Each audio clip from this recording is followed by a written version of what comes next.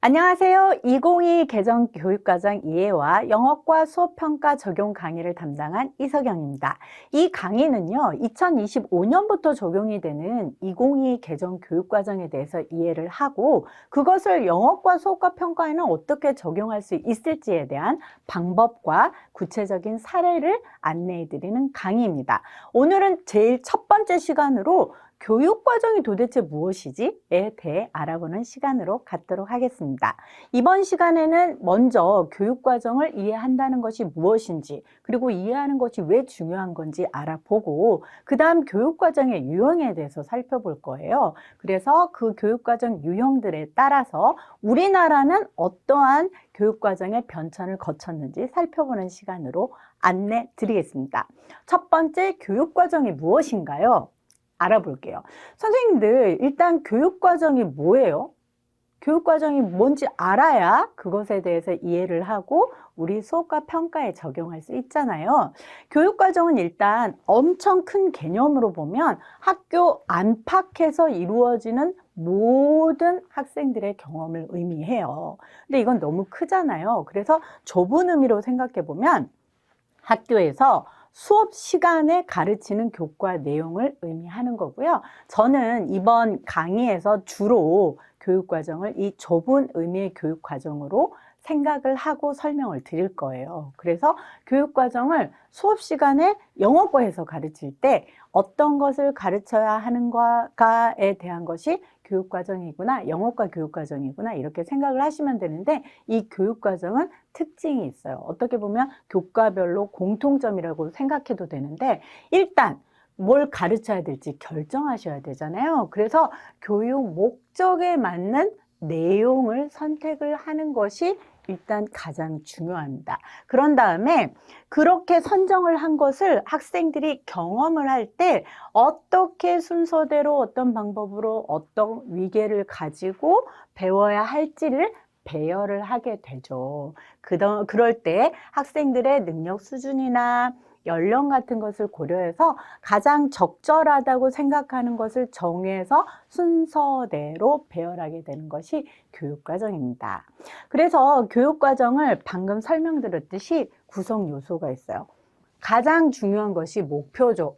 방금 내용 얘기했는데 사실 그 내용이 왜 그 내용이어야 하고 왜 그 순서여야 하는지는 목표에 따라 결정이 되기 때문에 목표가 1번으로 중요한 구성 요소. 그 다음에 학습 경험. 선정해서 조직하는 거니까 학습 경험이 두 번째 구성 요소. 그 다음에 제대로 배웠는지, 제대로 교육과정이 적용되었는지 평가해야 되잖아요. 그래서 이 세 가지가 교육과정의 핵심 구성 요소입니다.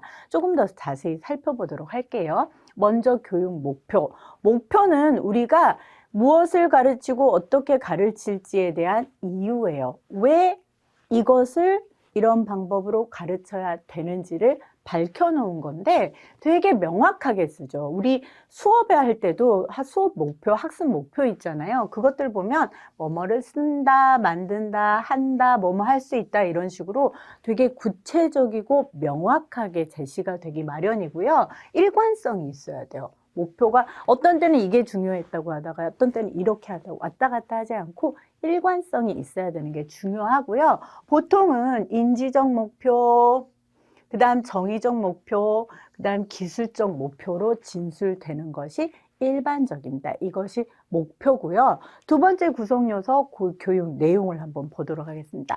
교육 내용은 왜 정해지냐면 목표를 달성하기 위해서죠. 그래서 교육 내용은 목표를 달성하기 위해서 가장 적절한 것으로 선택을 해서 그것을 가로, 세로, 횡적 1학년 때는 뭐 가르치고 2학년 때는 뭐 가르치고 3학년 때는 뭐 가르치고 이런 식으로 조직을 하는 것이 교육 내용에 모두 포함이 됩니다. 그래서 우리가 제일 중요한 게 뭐냐면 목표가 설정된 다음에 어떤 내용을 어떻게 조직할 건지를 굉장히 특히 무엇을 어떻게 조직할 건지가 되게 중요한 우리의 관심, 과제가 되는 거죠. 그 다음 교육 과정의 구성 요소 중에서 그 교수학습 내용에 관해서 조금 더 자세히 살펴볼 건데요. 일단 무엇을 가르칠지 정할 때 우리가 생각을 해야 될 것들. 이거는 선생님들이 한 단원을 가르칠 때 생각해 보는 것과 거의 유사합니다. 일단 뭘 가르쳐야 되지, 왜 가르쳐야 되지 목표를 설정을 한 다음에 그 과제 이것을 이 목표에 도달하기 위해서 어떤 것들이 수행돼야 되지, 어떤 것들이 되어져야 되지 생각을 한 다음에 그 다음에 이 내용을 가지고 어떻게 수업을 할까 생각을 하고 그 다음에 형태는 어떻게 할까? 직접적으로 가르쳐 줄까? 학생들이 탐구하게 하는 귀납적 방법을 사용할까? 그다음 어떻게 확인하지? 이런 것들을 전부 다 학습 경험 내용 속에 이런 것들을 고민하면서 선정을 하게 되는 거고요. 가장 마지막으로 평가를 하게 되면 교육과정이 목표로부터 시작해서 내용을 선정해서 조직하고 그다음 평가까지 하는 것으로 구성이 되게 됩니다. 그러면 이러한 교육과정들 어떤 유형이 있는지 알아볼까요?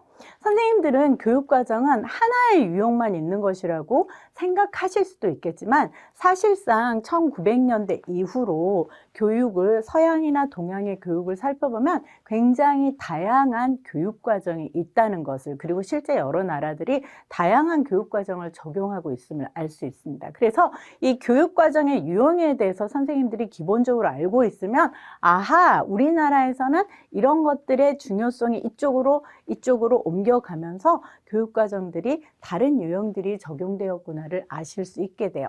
가장 대표적인 것이 교과 중심 교육과정. 사실 이거는 지금 현재 우리나라의 교육과정에서도 가장 큰 영향력을 발휘하고 있는 교육과정입니다.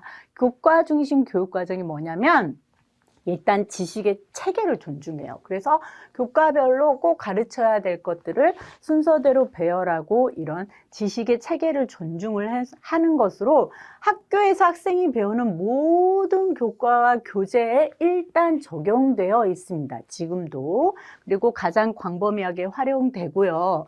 이런 지식의 체계를 존중하는 교육이 수십 년간에 걸쳐서 이어지면서 문화유산도 전달이 되고 교과의 체계도 전달이 되고 형식 도야를 중요하게 여기는 그런 학문적 교과적인 기풍도 유지가 되고 있죠. 그래서 이 교과 중심 교육과정의 특징을 살펴보면 일단 지식의 체계를 선정을 하잖아요. 그러니까 수업을 사전에 객관적으로 다 계획을 세워놓고 그래 3월에는 이거 가르치고 1학년 때는 이거 가르치고 뭐 2학년 때는 이거 가르치고 정해져 있단 말이죠. 그래서 계획한 대로 진행할 수가 있어요. 교사가 주도하게 되죠. 그래서 선정을 교사가 하고 계획을 다 하니까 선생님이 주도하는 형태가 되고 학습자의 개별적인 욕구나 취향까지는 아니지만 개별적인 맞춤형 요구를 반영하는 것은 조금 취약하긴 하죠. 그리고 지식의 체계를 다루다 보니까 교재도 어떻게 보면 딱 정해져 있을 거 아니에요. 그래서 일률적인 교재를 사용하기 때문에 그 교재가 규정하는 또 제시하는 내용을 충실하게 가르치긴 하지만 또 내용이 제한이 될 수가 있죠. 하지만 이것이 가장 교육과정의 근간이 되는 유형입니다. 그 다음에 경험 중심 교육과정이라는 게 있어요. 생각해보면 이 역사상의 정반 합의 논리가 어느 분야에서든 이어지잖아요. 교과 중심 교육과정이 몇십 년간 주도를 하다 보니까 약간 아쉬운 점 또는 부작용이 생길 수 있어서 대두된 겁니다. 즉 아까는 지식의 체계가 딱 정해져서 선생님이 전달을 해준 것이라면 경험 중심 교육과정은 일단 학생이 중심이에요. 학생의 흥미, 필요, 경험, 활동, 생활을 교육과정으로 끌어오죠. 교과 중심과는 많이 다르죠. 그래서 이 경험 중심 교육과정은 듀이 이렇게 기억을 하시면 돼요. 그래서 경험 중심 교육과정의 특징을 보면 교사 중심이 아니고 학생 중심이에요. 그 다음에 learning by doing 있잖아요. 형 직접 경험을 함으로써 배울 수 있다라는 것으로 학습 활동이 구성이 되게 되니까 이 교육과정에서는 학생들이 문제 해결력, 생활 능력, 창의성, 책임감, 사회성, 협동중심, 반성적 사고 이런 것들이 아무래도 지식의 위계보다는 우리 소위 말하는 역량 쪽으로 조금 더 강화되는 거죠. 이렇게 교과 중심 교육과정이 있다면 그 상대편에 경험 중심 교육과정도 있다. 또 다른 유형도 있어요. 학문 중심 교육과정은 교과 중심과 기본적으로 비슷하긴 해요. 그런데 조금 다른 점은 원리와 개념, 핵심 아이디어, 이거 어디서 많이 들어본 말 아니세요? 우리 2015 개정 교육과정이 기반을 둔 이해 중심 교육과정이나 개념 중심 교육과정과 연관이 있는 교육과정이에요. 지식이 너무 많아요. 사실들이 너무 많아요. 이걸 다 가르칠 수 없다는 것에 착안한 교육과정이거든요. 교과든지 뭐든지 간에 핵심이 있다는 거죠. 핵심, 개념, 아이디어, 원리 등을 찾아내서 그것을 선정해서 가르치는 것인데 분석적 사고, 직관적 사고 이런 것이 중요하고 일단 학습이란 왜 배워야 하고 핵심을 간파하기 위해서 탐구 중심으로 수업을 하게 되면 학생들은 내적 보상에 의한 학습 동기, 이거 왜이지? 왜 그렇지? 어떻게 이렇지? 이렇게 내적인 동기 유발에 초점을 맞추는 학문 중심 교육과정이에요. 그래서 학습에 있어서 뭔가를 발견하고 일반화시키고 해야 되니까 여기에서 창조성은 엄청 뭐 새로운 없는 것을 창조하는 게 아니라 자기 자신, 학습자들이 자기 자신들만의 지식 체계를 만들어가는 창조성을 중시하는 그런 교육과정입니다. 그래서 우리 2015나 2022가 이것을 많이 도입하고자 시도를 했어요. 자, 그 다음 마지막으로 인간 중심 교육과정을 살펴볼 건데 말에서 나오듯이 말 그대로 인간 자체를 중요시하는 거고 잠재적 교육과정이란 뭐냐면 명시적으로 교육과정을 목표 같은 걸 써놓지 않아도 간접적으로 또는 비명료하게 비지시적으로 드러나는 비지시적인 것이 발현되는 것을 잠재적 교육과정이라고 하는데 이걸 굉장히 중요시하는 거죠. 그래서 학습이 교사가 교실에서 수업을 진행을 하더라도 학생들마다 결과물이 다르다는 것을 굉장히 존중을 합니다. 그래서 환경 전체를 인간 중심적으로 조성하고자 굉장히 노력을 하고요. 교육의 목적은 결국 인간과 관계된 것이다. 인간을 위한 것이 교육 과정이고 교육이니까 이걸 분리해서 따로 생각하지 않고 인간 자체가 완전한 인간으로 성장할 수 있게 도와주는 것이 교육 과정이어야 된다. 이렇게 생각을 하고 그런 식으로 교육 과정을 구성하는 게 인간 중심 교육 과정입니다. 지금까지 살펴봤는데요. 교육 과정이 뭐 엄청 수십 개가 있지는 않지만 다들 약간의 강조점과 초점이 다르다는 걸 아실 수 있잖아요. 우리나라 교육 과정을 살펴보면 교과 중심 교육과정을 기반으로 하되 시대에 따라서 어떤 데는 경험 중심이 조금 도입됐다가 또는 학문 중심이 도입됐다가 이런 변화가 있는 것을 볼 수 있습니다. 그래서 우리나라 교육과정은 어떤 변천 과정을 거쳤는지 간단하게 살펴보도록 하겠습니다. 지금이 2023년, 24년, 지금 2015 개정 교육과정이 운영되고 있거든요. 자, 우리나라 교육과정은 1차 교육과정이 1954년에 시작됐어요. 그래서 6.25 전쟁이 끝나고 우리나라가 뭐 재건을 시작하면서부터 이제 학교에서 어떠한 것들이 가르쳐져야 되는지를 정한 게 제일 첫 번째가 1954년이었고요. 이때 한 약 10년 정도 운영이 됐어요. 1차 교육과정. 그 다음에 2차 교육과정. 보통 이 주기를 보면 이때는 10년 정도 근데 이게 교육과정이 시대가 막 빨리 변하잖아요. 시대가 빨리 변하는 만큼 교육과정이 적용되는 시기도 이제 운영되는 시기도 점점 짧아지는 걸 알 수 있어요. 70년대에는 주로 3차 교육과정 8년 동안 적용이 됐고요. 4차 교육과정이 81년부터 87년까지 적용이 됐어요. 5차 교육과정은 5년밖에 적용이 안 됐네요. 87년부터 92년까지. 6차 교육과정도 5년 동안 적용이 됐어요. 92년부터 97년까지. 7차 교육과정이 2000년대 첫 번째 교육과정이고 이때 7, 8년 정도 적용이 됐는데 이때까지는 몇 차 교육과정이라고 했거든요. 이제 더 이상 이제 몇 차 교육과정이란 말을 쓰지 않아요. 대신 교육과정이 시대가 엄청 빨리 변하는 만큼 교육과정도 조금 더 자주 바뀔 수 있다라는 전제로 지금부터는 2007년 이후부터는 몇 차 교육과정이라고 하지 않고 연도를 밝혀줘요. 그래서 2009년도에 한번 개정을 했고요. 2015년에 한번 개정한 게 지금까지 계속 사용되고 있어요. 꽤 오랫동안 적용되고 있고 2025년부터는 2022년도에 개정한 교육과정을 3년 후부터 순차적으로 적용을 하게 되는 거죠. 그래서 이런 식으로 변해왔는데 그럼 우리나라의 교육 역사를 살짝 간단하게 살펴보기 위해서 각 교육과정이 어떤 중점이 두었는지를 아주 간략하게 살펴볼 거예요. 왜 그러냐면 왜 이게 영어과 교육과정만 알려주지 왜 이런 것까지 알려줘요? 제가 지금부터 1차시부터 이게 강의 1차시잖아요. 1차시부터 한 5차시, 6차시까지는 교육과정에 대한 이야기를 반복적으로 해드릴 거예요. 그러면 선생님들이 계속 그 교육과정 얘기를 들으면서 익숙해지는 용어도 있을 것이고 무엇인지 알고 배경을 알고서 새로운 걸 배우게 되면 훨씬 더 이해가 깊어지고 제대로 이해하게 됩니다. 그렇기 때문에 우리나라가 어떤 것에 중점이 계속 바뀌어 왔는지를 이해하는 것은 많은 도움이 될 것 같아서 지금부터 각 차 교육과정에 대해서 간단하게 알려드리도록 할게요. 처음으로 우리나라에 교육과정이 도입되었을 때 이때가 1차 교육과정이라고 했잖아요.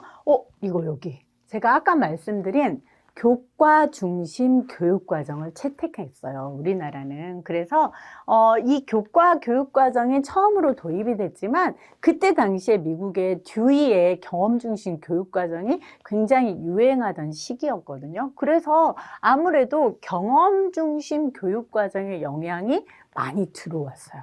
그러니까 아까 제가 설명드린 그 교육과정 유형이 우리나라 교육과정을 이해하는 데도 굉장히 도움이 돼요. 그래서 이때는 경험 중심 교육과정을 교과를 중심으로 하되 이 영향이 꽤 크게 들어와서 전인교육이란 용어를 써서 특별활동을 교육과정의 한 영역으로 포함됐었죠. 우리나라 교육과정에 1차부터 특별활동이 도입이 되었어요. 그래서 이때는 6.25 직후라서 뭐 방공, 도덕, 실업교육 이런 것이 강조됐었고요. 2차 교육과정에서는 그때는 지금은 교육부라고 하지만 그때는 문교부라고 했는데 교육과정이란 명칭이 최초로 시작된 게 2차 교육과정이에요. 이때는 생활중심 교육과정이라고들 얘기를 하는데 여전히 방공교육, 도덕교육, 특별활동을 이 교육과정의 3대 영역으로 지정을 해가지고 조금 방공, 도덕이 이제 전쟁 직후니까 여전히 중요했던 시기예요.